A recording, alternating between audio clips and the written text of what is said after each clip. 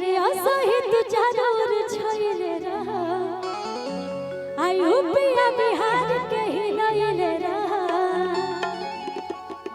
कि जवन बोलियो के गोली से मारत चला।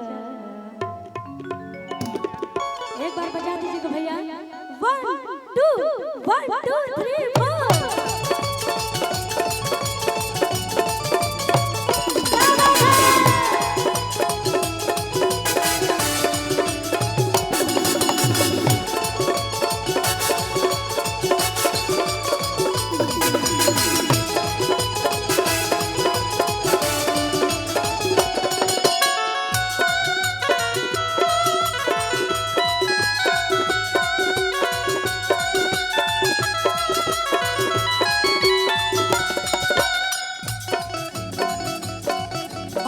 सही तू जरूर छइले रहा यूपिया बिहार के हिलइले रहा सही तू जरूर छइले रहा यूपिया बिहार के हिलइले रहा कि जवन बोलियो के गोली से मारत चला कि जवन बोलियो के गोली से मारत चला। कैसे अरे राजा रंगदार तू झरत चला नगरदा कबर चला राजा रंगदार तू झरत चला नगरदा कबर चला।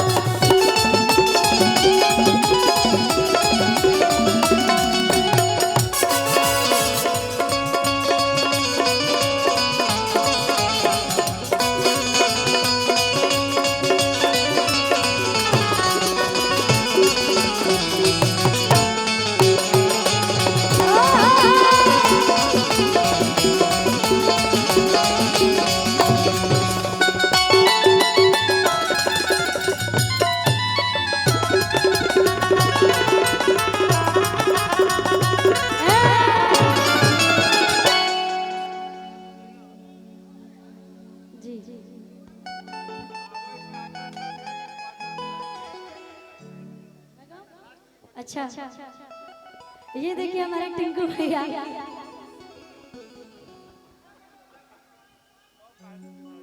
अभिषेक भैया की तरफ से अभिषेक पाठक गोरखपुर बहुत सारा आशीर्वाद है। थैंक यू सो मच भैया आपको। और आइएगा कि अरे सही तू जरूर छइले रहा यूपिया बिहार के हिलइले रहा अरे सही तू जरूर छइले रहा यूपिया बिहार के हिलइले रहा जवन बोलियो के गोली से मारत चला कि राजा रंगदार तू झरत चला जिला में गरदा कबरत चला कि राजा रंगदार तू झरत चला जिला में गरदा कबरत चला राजा रंगदार तू झरत चला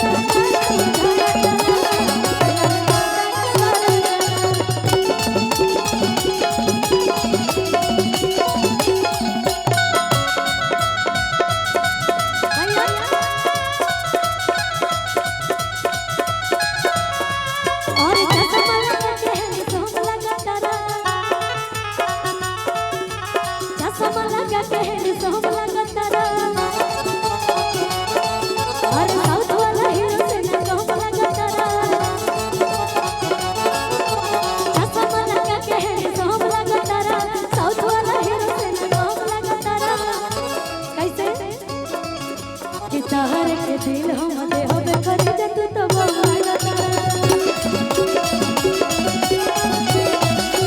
ताहर के दिल हम दे होबे करी दे तू तो बवाला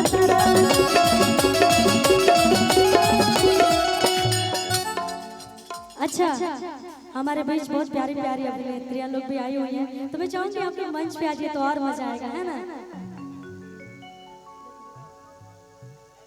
और एक फरमाइश और है हमारे अभिषेक भैया की मैं जरूर पूरा करना चाहूंगी। 5 मिनट आप लोग बैठ जाइए।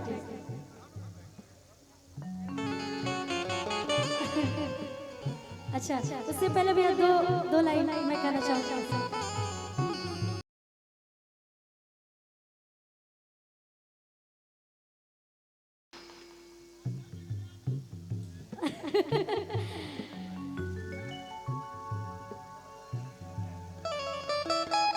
फरमाइश बहुत सारी है, सबकी फरमाइशें पूरी करनी है मुझे। और कहना है कैसे कि अरे आवाया से टाटर संगे क्वार्टर पिलाई दे,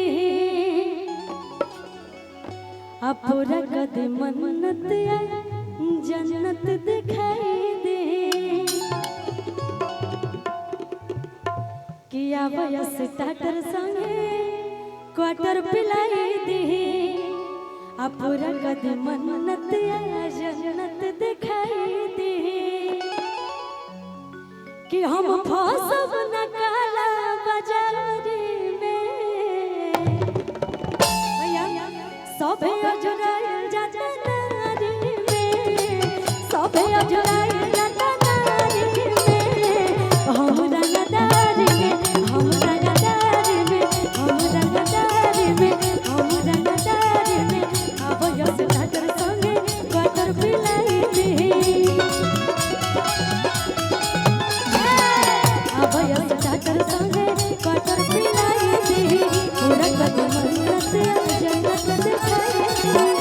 लेकिन यहाँ पे जितने लोग उपस्थित हैं वो स्टार्टर और क्वार्टर का मतलब तो समझते ही होंगे, लगभग लोग तो समझते ही होंगे, समझाने की जरूरत नहीं पड़ेगी मुझे, कि अरे आवाया से स्टार्टर संगे क्वार्टर पिलाई दे, पूरा कदम मन्नत या जन्नत